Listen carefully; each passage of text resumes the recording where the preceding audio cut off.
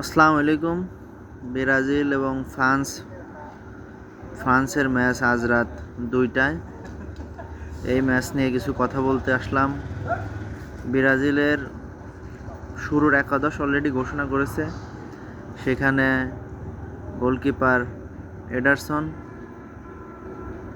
Left back Douglas Santos, centre back Leo Pereira, আর একজন centre back Marquinhos বা Bruno, দুজনের একজন হবে।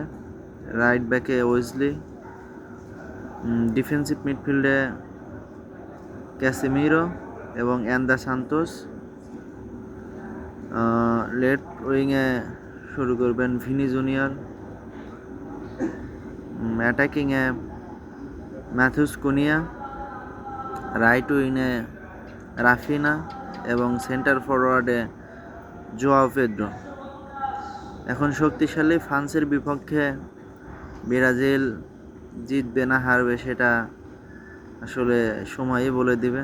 যাই হোক, আপনাদের প্রেডিকশন কমেন্ট বক্সে কমেন্ট করে জানাবেন। ধন্যবাদ সবাইকে। আসসালামু আলাইকুম।